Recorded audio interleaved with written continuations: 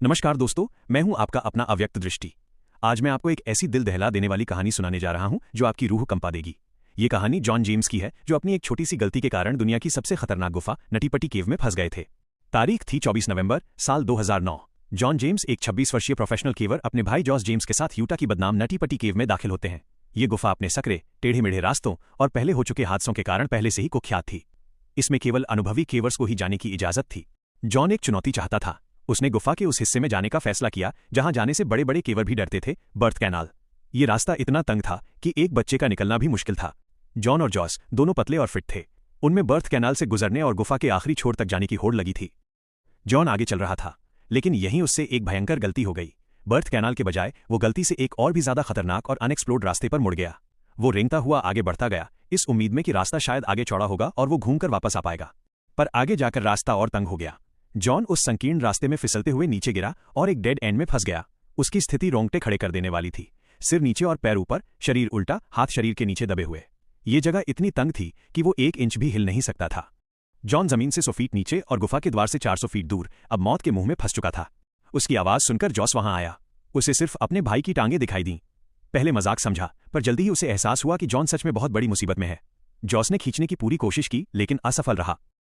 कोई विकल्प नहीं था। जॉस बाहर निकला, इमरजेंसी कॉल की और रेस्क्यू टीम को बुलाया। 3 घंटे बाद रेस्क्यू टीम पहुंची। टीम लीडर सूजी मोटोला जॉन तक पहुंची और उसकी स्थिति का जायजा लिया।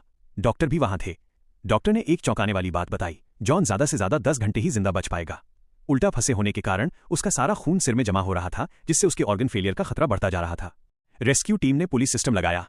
घंटों की मशक्कत के बाद रस्सियों से जॉन को खींचना शुरू किया गया।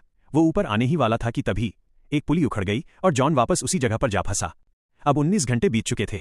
शारीरिक रूप से फिट जॉन ने तो सर्वाइव किया, पर मानसिक रूप से वो टूटने लगा था। वो कभी खुद को बाहर देखता तो कभी पछताता कि इस गुफा में आया ही क्यों। रेस्क्यू टीम ने फिर से पुलिस सिस्टम लगाया। इस बार वे जॉन को थोड़ा ऊपर निकालने में कामयाब रहे। जॉन ने पहली बार किसी इंसान का चेहरा देखा। उसके चेहरे पर एक खुशी दिखाई दी। वो लगभग बाहर निकल चुका था, बस एक आखिरी कोशिश। जैसे ही आखिरी बार रस्सी खींची गई, 2 पुली एक बार फिर उखड़ गईं। एक पुली रेस्क्यू वर्कर के सिर पर लगी और वो बेहोश हो गया। उसके हाथ से जॉन की टांगें छूटी और जॉन एक बार फिर, तीसरी बार, उसी भयानक जगह में जा फंसा। अब शायद बहुत देर हो चुकी थी।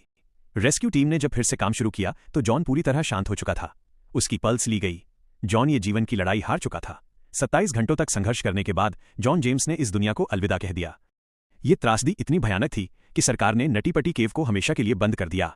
आज भी जॉन की बॉडी उसी जगह पर दफन है और नटीपटी केव को जॉन की समाधि बना दिया गया है।